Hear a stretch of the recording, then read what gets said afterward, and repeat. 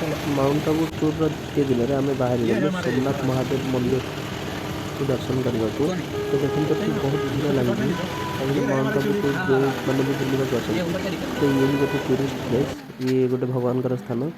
तो सी सोमनाथ महादेव मंदिर तो आम भितर को चलुचे। तो जेनराली माउंट आबूर जेहेतु यहाँ गोटे पहाड़ टॉप रे अच्छी तो चारि जुआड़ भी देखिए आर चतुर्पार्श्व पूरा नेचुरल एनवायरमेंट आर भल लगे, पूरा शांतिपूर्ण लगे। तो ये बहुत बाहर तो बहुत गाड़ी देख लो ये सब बहुत लोग भितर अच्छा बाहर तो टे पीसफुल लगुच भितर बहुत लोग अच्छा। तो यहाँ हूँ एंट्रांस, ये जड़े महाराज बस मे भी से बेडटा जो शोवाई रेस्ट करने ये बहुत सारा भगवान को प्रतिमा अच्छी चारिपार्श्व ये श्री राजेश्वरी राजेश्वरी बहुत सारा भगवान।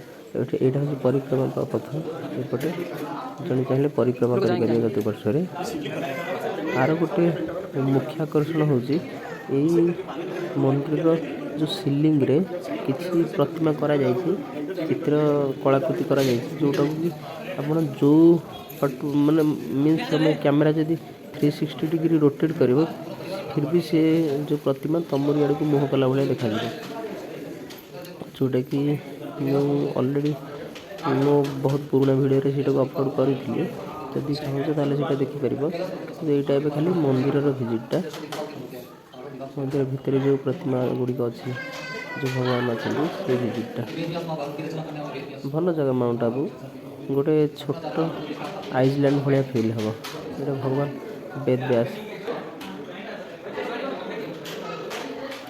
तो माउंट आबू आसले 2-3 दिन टूर करेंगे गोटे लगे दुनिया पूरा बाहर विच्छिन्न हो। यहाँ हूँ आम एग्जिट करवा।